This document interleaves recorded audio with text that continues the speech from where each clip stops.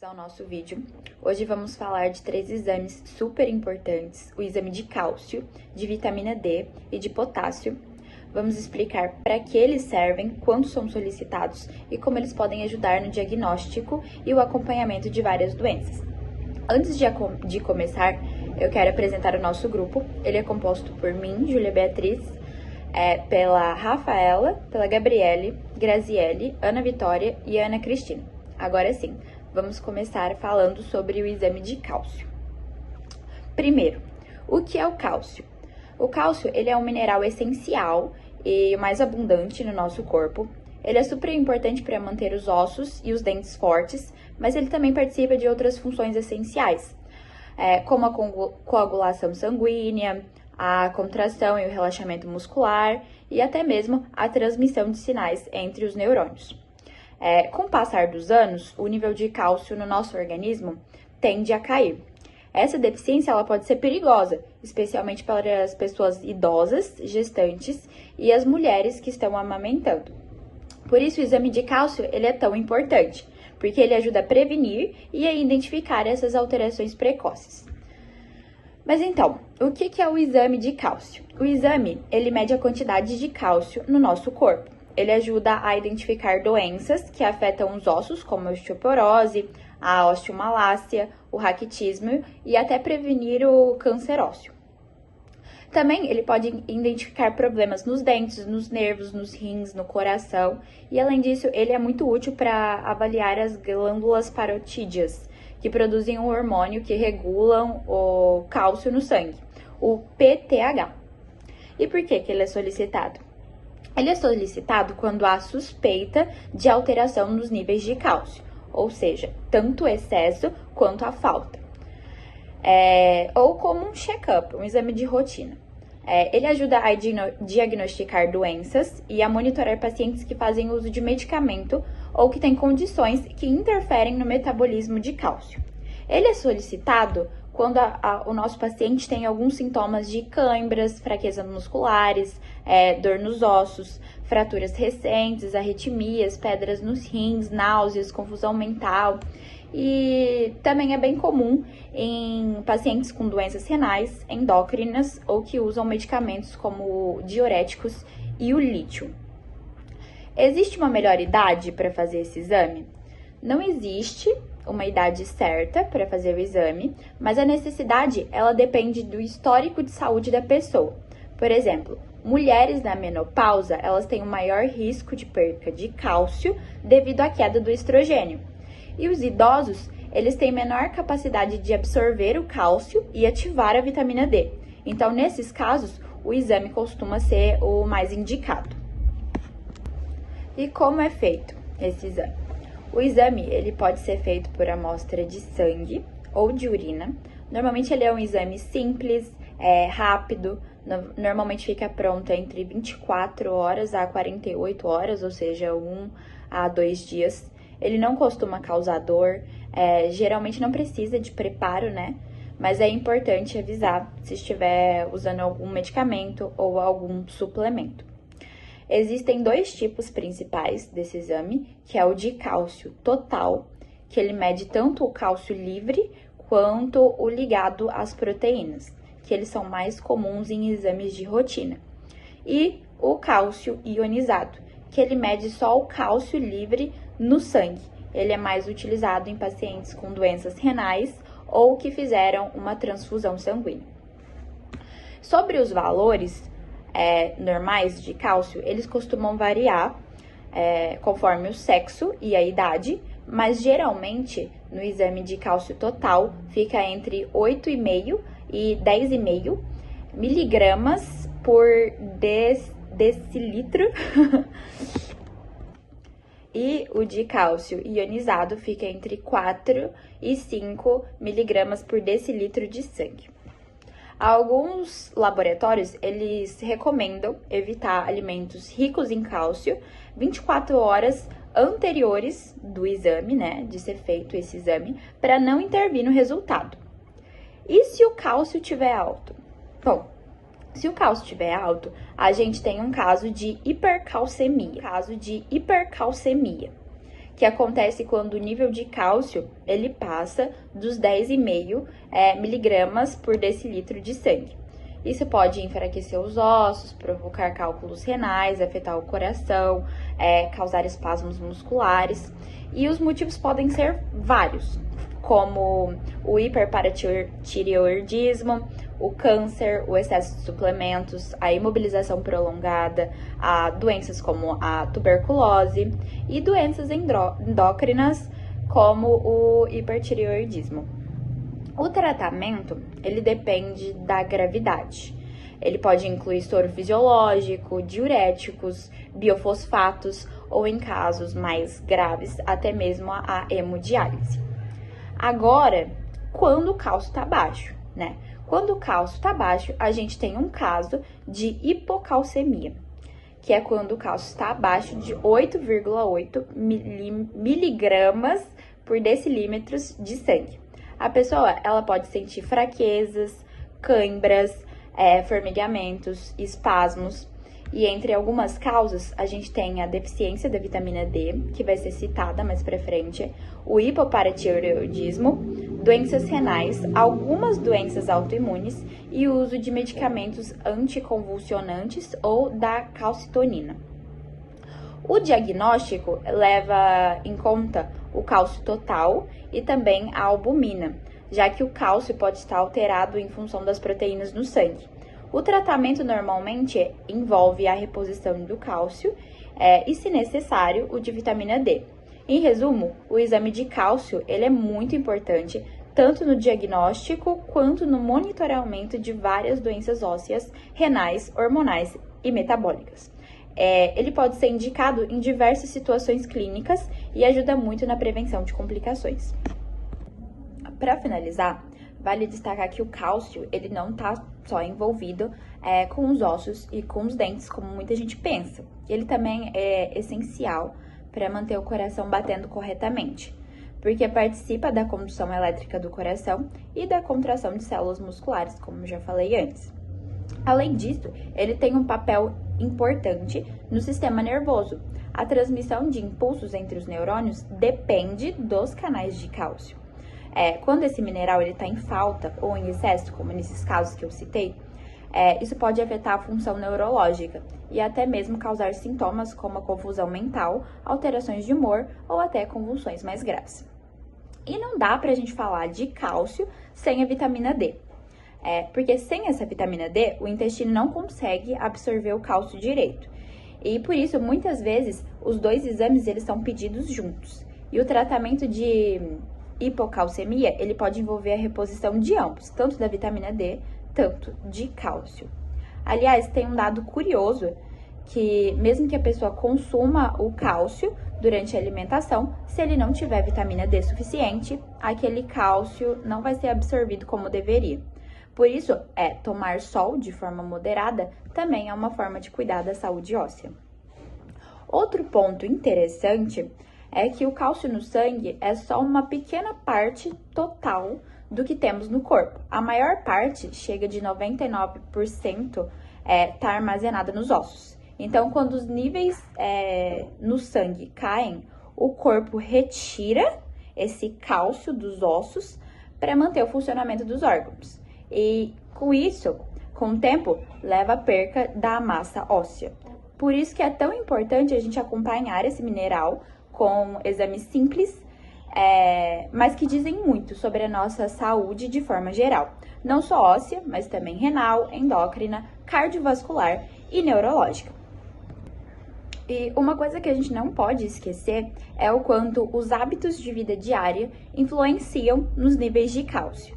Por exemplo, uma alimentação pobre em laticínios, vegetais escuros ou fontes de cálcio, como a sardinha, o tofu, o gergelim, o brócolis, pode favorecer a deficiência ao longo do tempo.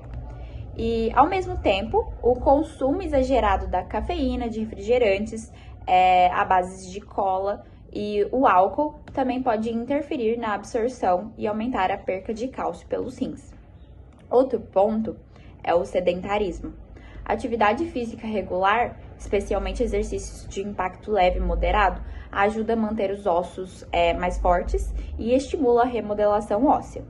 E aqui entra o nosso papel, como futuros fisioterapeutas, de orientar, estimular e acompanhar os pacientes para que eles mantenham os bons níveis de cálcio, não só com dietas e exames, mas também com o movimento.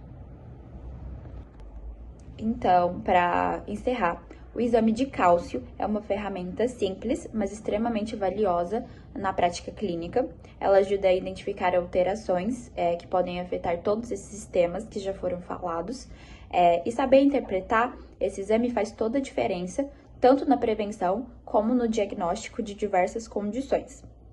O nosso papel é entender que esses dados significam e principalmente orientar os pacientes sobre como manter os bons níveis de cálcio por meio da alimentação, do movimento e do acompanhamento médico.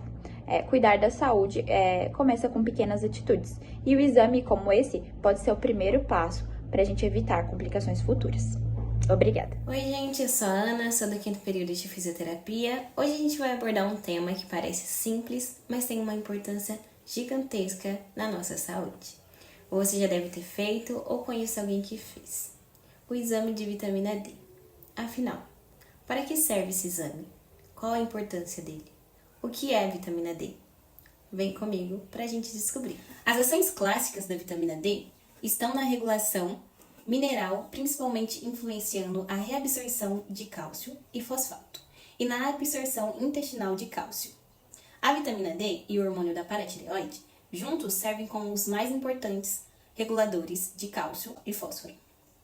Para complementar o papel bem conhecido da vitamina D no metabolismo mineral, pesquisas demonstraram uma lista crescente de ações não clássicas da vitamina D, incluindo efeitos na modulação imunológica. O que é o exame de vitamina D?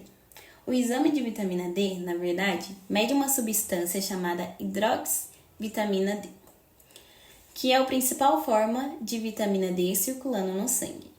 Essa forma é considerada o melhor marcador para avaliar os estoques de vitamina no corpo, pois tem meia-vida longa e reflete a vitamina proveniente da exposição ao sol, dieta e suplementação. Existem 2 tipos de vitamina D, a D2 e a D3. Ambas passam a ter transformações no fígado e nos rins, até se tornarem ativas. Os métodos laboratoriais mais comuns para esse exame incluem o imunoensaios automatizados e a cromatografia líquida acoplada à espectrometria de massas. Por que o exame deve ser solicitado? O exame de vitamina D ele é solicitado para ver a quantidade dessa vitamina no nosso corpo, se está adequada, se está baixa, condições que podem afetar gravemente o metabolismo ósseo, como a formação e manutenção dos ossos, a saúde muscular e neurológica. Além disso, estudos mostram que a vitamina D, se alterada no sangue, seus efeitos terão implicações muito importantes na modulação do sistema imunológico. Chance de desenvolvimento de doenças autoimunes, como diabetes tipo 1, doenças infecciosas, cardiovasculares e até alguns tipos de câncer. Quando devo realizar esse exame? Essa é uma pergunta muito comum. Devo fazer o exame em alguma idade específica? E a resposta é não. Não há uma idade única ou ideal para se realizar esse exame. Mas, segundo a Sociedade Brasileira de Endocrinologia e Metabologia, esse exame deve ser reservado para grupos de risco, como bebês, crianças pequenas, adolescentes em crescimento acelerado, adultos acima de 50 anos, idosos acima de 65 anos, gestantes e lactantes. Para que serve o exame? A principal função do exame é detectar se você está com uma insuficiência, deficiência ou excesso da vitamina D. Tanto o excesso quanto a falta pode causar vários riscos e problemas. Então, se você estiver com uma deficiência, o exame ele vai permitir que o médico indique uma suplementação certa, avalie o risco de fraturas, doenças ósseas, renais, hepáticas, endócrinas e até veja se há ligação com outro sintoma que você esteja sentindo, como dor muscular, fraqueza, cansaço. Se você estiver tomando já uma suplementação, O exame, ele ajuda o profissional a saber se a dose está funcionando ou se precisa ser ajustada. Qual o valor normal da vitamina D? Os valores de referência variam um pouco entre os laboratórios, mas a média aceita internacionalmente, que são os valores de menor que 20 ng/ml, deficiência, está baixa, 20 a 30 ng/ml, insuficiente, 30 a 100 ng/ml, níveis adequados, e maior que 100 ng/ml, risco de toxicidade, que está alta. Quais alterações o exame pode detectar? Em níveis baixos, deficiência e insuficiência, a gente tem a fadiga, a fraqueza muscular, as dores musculares, o maior risco de quedas e fraturas, em criança, o raquitismo, em adulto, a osteomalácia ou piora da osteoporose. Em níveis altos, geralmente por suplementação excessiva, a gente vai ter náuseas, vômito, hipercalcemia, dano renal, arritmias e confusão mental. Quais doenças estão associadas a alterações da vitamina D? Agora que a gente já entendeu o que é o exame, quando ele deve ser feito, o que significa os níveis, vem uma parte super importante agora, que é quando os níveis estão alterados. Quais doenças podem surgir ou se agravar com isso? Primeiro, quando a vitamina D está muito baixa, deficiente ou insuficiente, isso é mais comum do que se parece, principalmente em quem tem pouca exposição ao sol, uma dieta pobre ou doenças que atrapalham a absorção da vitamina. Pode causar doenças nos ossos, fraqueza muscular, infecções e estar ligada a doenças autoimunes. Primeiro, quando a vitamina D está muito baixa, que tem uma insuficiência ou uma deficiência, isso é mais comum do que se parece, principalmente com quem tem uma pouca exposição ao sol, uma dieta pobre, uma doença que atrapalha a absorção dessa vitamina, pode causar doenças nos ossos, fraqueza muscular, infecções e está ligada a doenças autoimunes, como raquitismo, que dá mais em criança, onde os ossos crescem tortos, fracos, e é mais comum em lugares frios, onde crianças não tomam sol. A osteomalácia, que é como raquitismo, só que em adultos. A pessoa sente dores nos ossos, fraqueza muscular, porque o osso fica mole, sem cálcio suficiente. A osteoporose, principalmente em mulheres mais velhas. A falta de vitamina D piora a perda de massa óssea e isso aumenta os riscos de fraturas, mesmo com quedas leves. A miopatia proximal, que é uma fraqueza muscular nas pernas, na parte superior da coxa, pessoas que têm dificuldade de subir escadas, levantar cadeiras. Agora, um outro lado é os níveis aumentados, em excesso. Isso não costuma acontecer só com alimentação ou sol. Geralmente é porque a pessoa toma um suplemento em excesso, sem orientação médica. Isso pode causar a hipervitaminose D, que é o nome técnico, que pode causar intoxicação, problemas nos rins, coração, uma hipercalcemia, ou seja, cálcio demais no sangue. Isso são sintomas como as náuseas, vômitos, constipação, confusão mental, arritmias cardíacas, em casos de níveis mais altos. E concluindo, gente,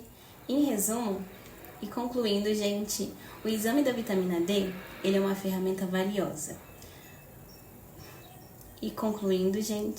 O exame da vitamina D é uma ferramenta valiosa para avaliar a saúde óssea, imunológica e metabólica.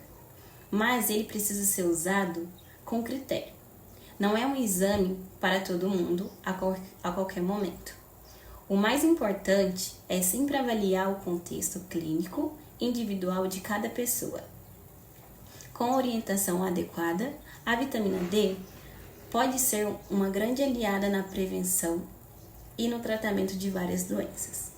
Obrigada por acompanhar até aqui. Tchauzinho! Depois de sabermos um pouco mais sobre cálcio e vitamina D, agora eu vou falar um pouquinho sobre o exame laboratorial de fósforo. Bom, Uma breve contextualização sobre isso. O fósforo desempenha um papel vital no corpo humano, sendo essencial para a formação e manutenção de ossos e dentes, além de participar da produção de energia, no funcionamento celular e na formação de DNA e RNA também. Ele também é importante para o metabolismo de carboidratos, lipídios, proteínas e também para o equilíbrio do pH do sangue.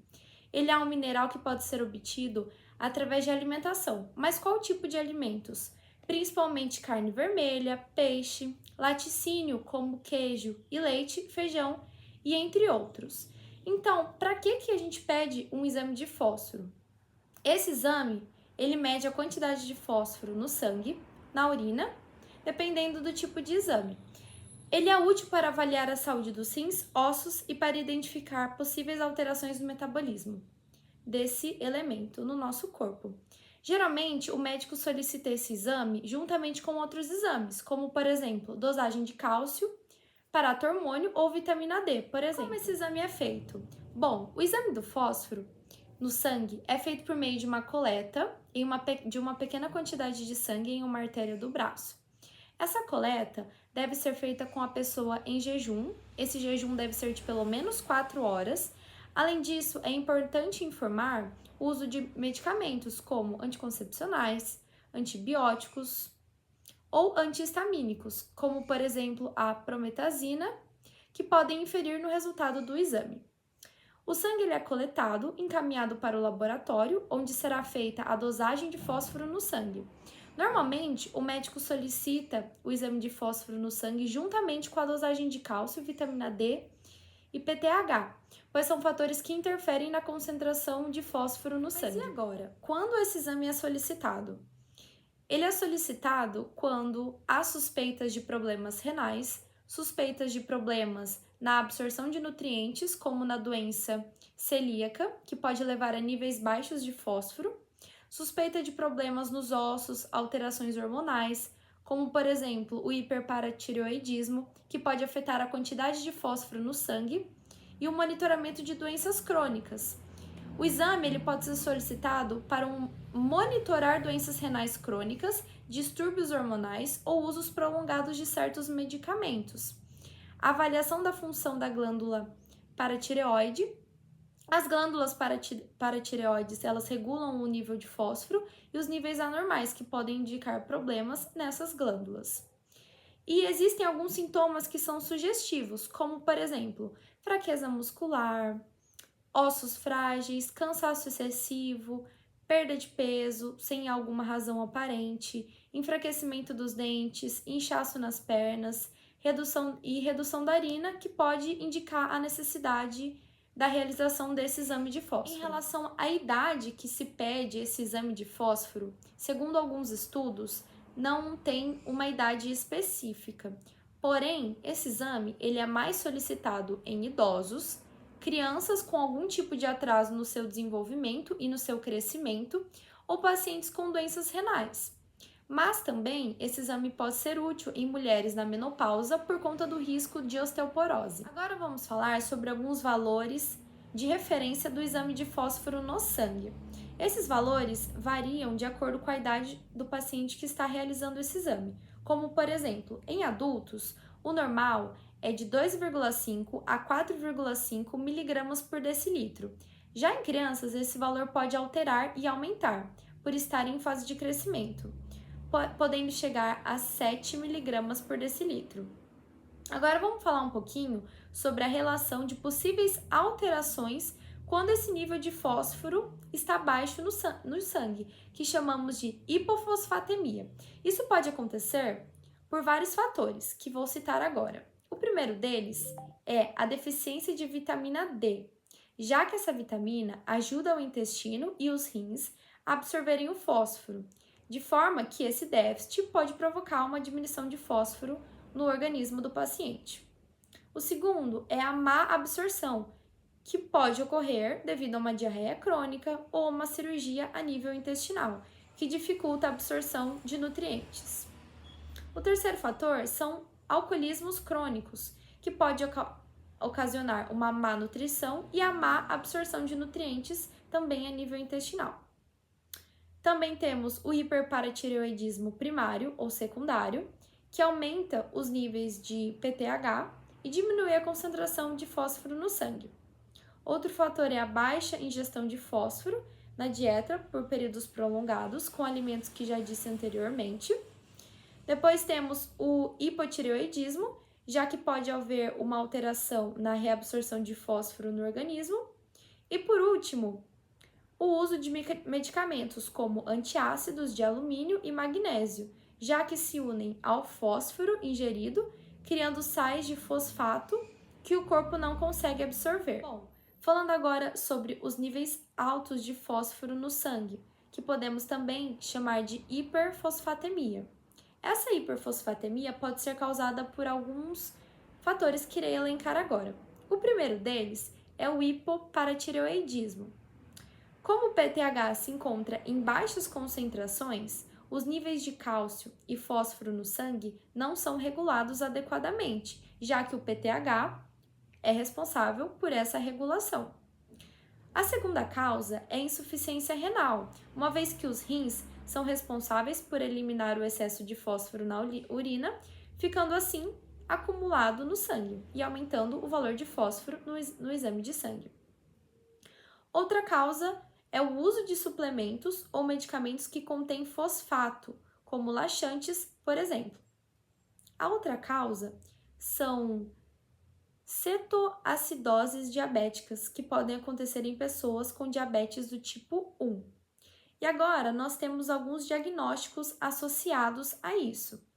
Essas alterações, elas podem estar ligadas a doenças específicas. A hipofosfatemia, por exemplo, pode indicar raquitismo, osteomalácia ou síndrome de Fanconi.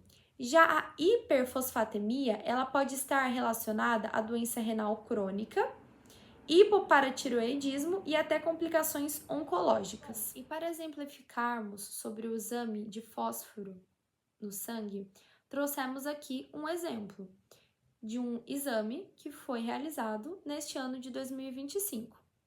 Ele foi feito utilizando o soro com o método enzimático colorimétrico, que é uma técnica laboratorial que usa enzimas específicas para transformar o fósforo inorgânico presente na amostra em um composto que pode ser medido por cor. O fósforo inorgânico ele vai reagir com uma enzima, que é geralmente a fosfatase. O produto de uma reação enzimática gera uma substância com uma cor específica, que é geralmente azul ou amarelo, e quanto mais intensa a cor, menor a concentração do fósforo na amostra. Podemos ver, nesse exame apresentado, que o resultado encontrado foi de 3,7 mg por decilitro. Se compararmos aqui, podemos analisar ao lado os valores de referência para adultos, que são de 2,5 a 4,5 mg por decilitro, a gente pode concluir, diante desses valores, que esse resultado ele está dentro da normalidade indicada. Isso quer dizer que este paciente tem os níveis de fósforo adequado. E não há, a princípio, a necessidade de preocupação em relação aos distúrbios de fósforo. Claro que devemos sempre considerar que o contexto clínico e os outros exames associados que são importantes também. E por fim, para finalizar nosso trabalho, deixamos aqui uma conclusão de que o exame de sangue é essencial para a prevenção, diagnóstico e para um tratamento mais eficaz no caso de doenças. Esperamos que vocês tenham gostado do nosso trabalho e aprendido um pouco mais sobre esses 3 exames, de fósforo, cálcio e vitamina D. Até mais!